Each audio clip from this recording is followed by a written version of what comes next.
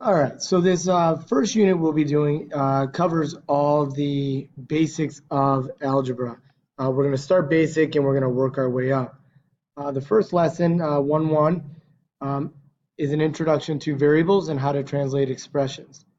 So you probably already know what a variable is, but we're going to talk about it again and define it because it's important to know. But a variable is a letter that stands for a number, right? So a lot of times, anytime we don't know the exact amount of something, we use a variable. Such as if I'm trying to figure out how many minutes, I might say M represents a number of minutes.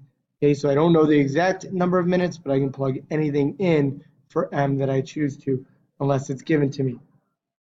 Now what we do is we take these variables and we put them into variable expressions, where we have a mathematical phrase that uses these variables, numerals, and operation symbols. So a variable expression would be something like m plus 12, okay? So you could use it something like number of minutes plus 12, okay? You can have more than one variable. A common one in mathematics is y equals mx plus b, right? And you'll find out later on that we plug m and b in, we plug numbers in for them. Okay, then we have numerical expressions. This is what you're used to now, and that's just a mathematical phrase that uses numerals and operation symbols, meaning no variables whatsoever. So like 12 plus 4. That would be a numerical expression because it doesn't include a variable. Now variables become a big part of algebra and higher level mathematics. So being able to write expressions with variables and numbers is important. So this first lesson is on translating expressions. Okay, what are we doing when we translate expressions? We are changing word phrases into algebraic expressions that have variables, numerals, and operation symbols. Now, some key words that clue us in on operations. Any time you see the word total, a lot of times we're looking to add. More than refers to addition. Increased by refers to addition. Difference, when we say what is the difference between 12 and 2, that means subtraction. Fewer than, a lot of times is subtraction. Less than, subtraction. So these are all keywords that clue us in on these operations. Decreased by would be subtraction. The word product, what is a product of two numbers? That means we are multiplying them, so it's multiplication. Times is obviously multiplication. Quotient is the answer to a division problem. Okay? And divided by, since it has division in it, we know it's division. Okay? So let's go ahead and as you're doing this, make sure you have these words and what their operations refer to next to you. So we're going to do 5 examples together, and then I'm going to put you on your own to do some, and then resume the video. So right now, first example, excuse me, 9 more than a number y. More than, when you go up above, what operation is that? Clues you in on addition. Now, addition's commutative, so it doesn't matter the way you write it, but we want to be kind of correct here, and we say we have to be more than something. So what are we starting with? Y. And if we're 9 more than that number, what are we doing? We're adding y. Okay, understanding that order is key. If you put 9 plus y, you would not be marked wrong, but understanding the more than will help you with less than when we get to it. Example 2, a number z times 3. Times refers to multiplication, so what are we doing with z and 3? We are multiplying. Generally, when we multiply, it doesn't matter the order. You could have z 3z or z times 3, but this is the way we want to see it. The number times the variable. A number c divided by 12. Divided by tells us division, so it'd be c divided by 12, but I prefer to see this in fraction form, c divided by 12. Example 4, 5 times the quantity, right? Times is multiplication. Quantity anytime you see this, we're thinking parentheses, and then 4 plus the number C, obviously that's addition. So how do we put this into play? So we're 5 times, so 5 times, so we're going to go the quantity, and what are we going to put in the parentheses?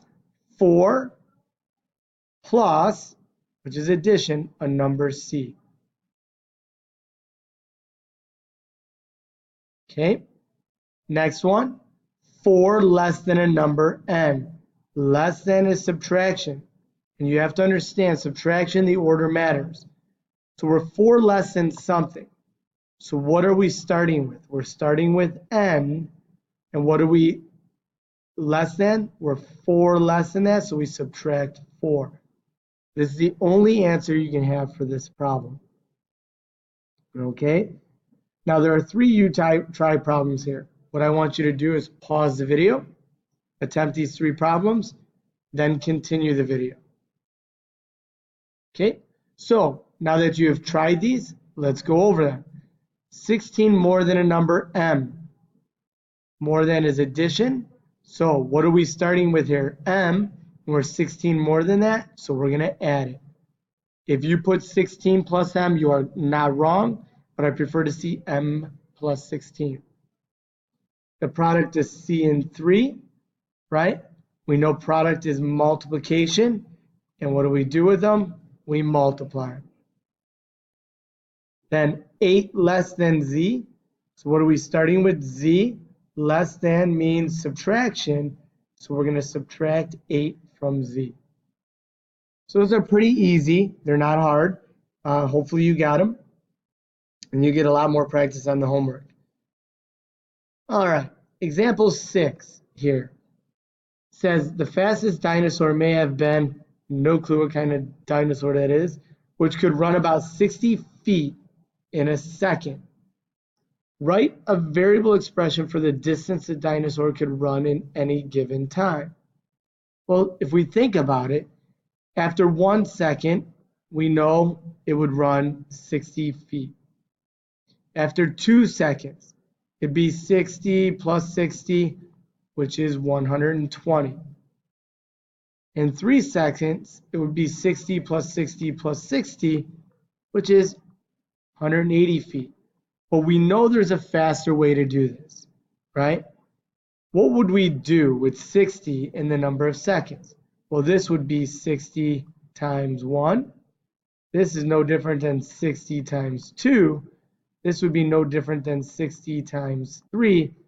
So in S number of seconds, how fast could you run? 60 times the number of seconds. And that would be the expression used. Example 7. Bagels cost 50 cents each. Write a variable expression for the cost of the B bagels.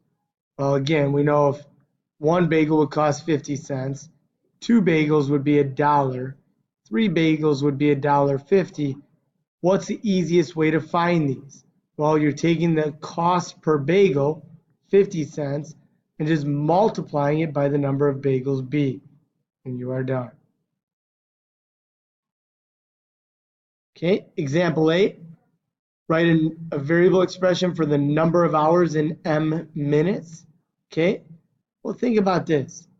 How many minutes are there in an hour? Right? There are 60 minutes in 1 hour. So it says write a variable expression for the number of hours in m minutes. So when we go to determine the number of hours in m minutes, right? Think about it. If I have 120 minutes, what do I do to figure out the number of hours? All I do is basically divide, right? By 60. So the number of hours in m minutes would be the number of minutes divided by 60. So what we would say is the number of hours is equal to m divided by 60. Okay? So right now what you're going to do is you're going to take this and you're going to work on the reteaching worksheet that's attached to this. And once you're done with the reteaching, right, you're going to check your answers And once you check your answers there and you know you're good, you're going to go ahead and attempt the practice worksheet. All right. Thank you very much.